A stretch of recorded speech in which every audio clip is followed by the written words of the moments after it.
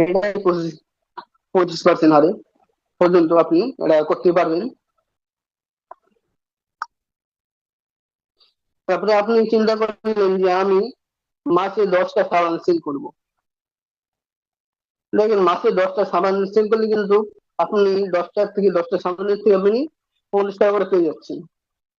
তাহলে শেষে আপনার 500 টাকা আমাদের খালি লিটার প্রফিট আসছে। 500 খালি লিটার প্রফিট আসছে।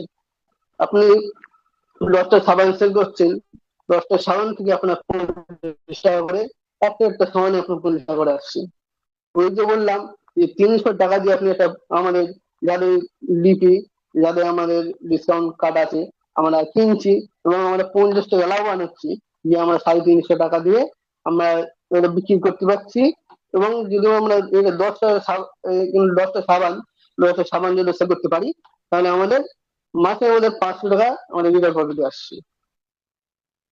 তবে আপনি চিন্তা করলেন যে আমি মাসে 10টা সাবান, সরি, 10টা টুথপেস্ট, 10টা ব্ল্যাক কফি, 10টা শ্যাম্পু সেল করলেন। মাসের শেষে দাঁড়াবে কিন্তু আপনার ডিএসএল বোনাসের থেকে আপনার রিটার্ন প্রফিট, অর্থাৎ আপনি যেটা সেল করে পাচ্ছেন ওই ইনকামটা আপনার বিশেষ করে মাসে আমরা ডিএসএল ইনকামের থেকে আপনার যে আপনি সেল করে যে ইনকামটা পাচ্ছেন, এটা প্রফিট করে যেটা পাচ্ছেন, ওটা আপনি পাবেন ডিএসএল থেকে বেশি, ডিএসএল ইনকামের থেকে বেশি ওটা পাবেন। আসলে এটা সবাই বুঝতে পেরেছেন।